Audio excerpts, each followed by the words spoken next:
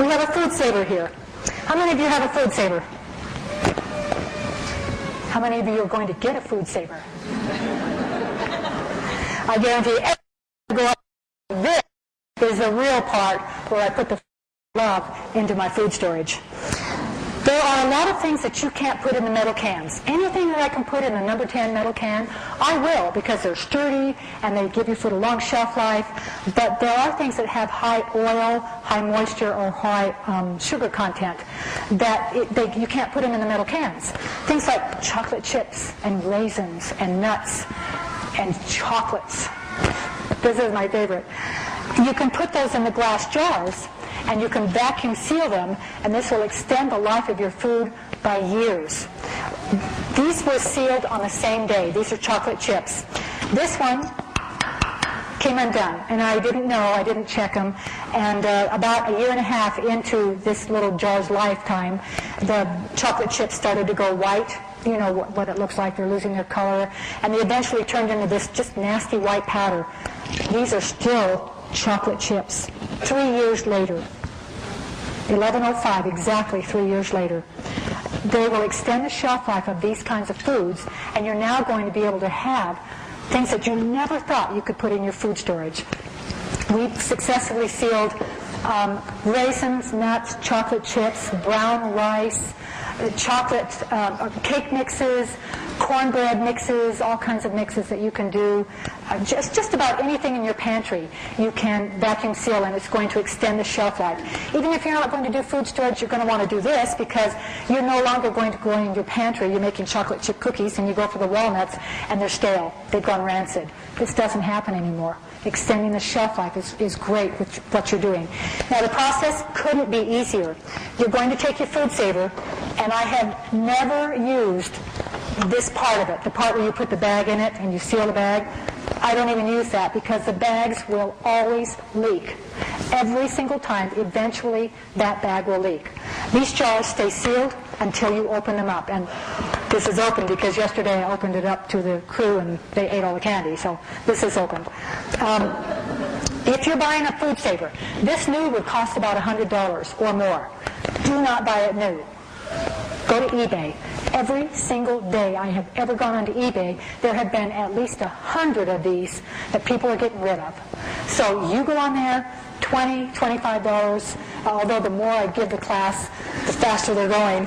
So do it tonight. The only thing that you want to be sure that your food saver has, it needs to have the little porthole on the top. That's the only part you're going to use on that machine. Isn't that sad? This great big machine. That's what you want, because this is what you're going to use on it. This is called a jar sealer attachment. Sometimes it'll come with this. You look on eBay and see if your machine is going to have the jar sealer attachment. If it doesn't, they cost $10. Just be sure you get the wide mouth and the regular mouth, because then you can use all of your canning jars. You're going to attach this little hose to the machine. Let me put it down. And then you're going to put food in your jar, and you're going to put the lid on the jar. You put the jar over the top of this, and you push the button, and it's going to pull the air out of the jar. And I don't know how they do it. Somebody always asks me that, and I go, I don't know. It just works. It pulls the air out. Well, this one's not sealed. And that will not come open until I open it. Sometimes they do come unsealed. It's unusual. That's how I got the nasty-looking chocolate chips. But you're going to check these every year so that you can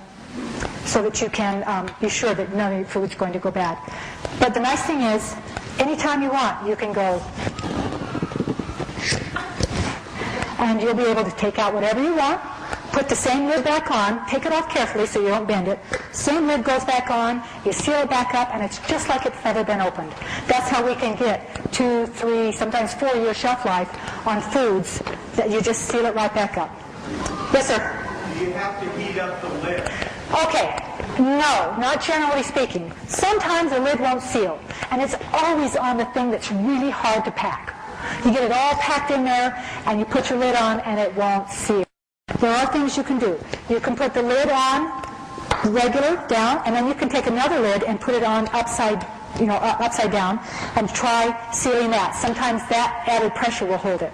If you heat the lid, then oftentimes that will help it to seal. You won't be able to reuse that lid, but it will help it to seal. Sometimes you just have to take it out and put it in another jar. I've had jars that just won't seal.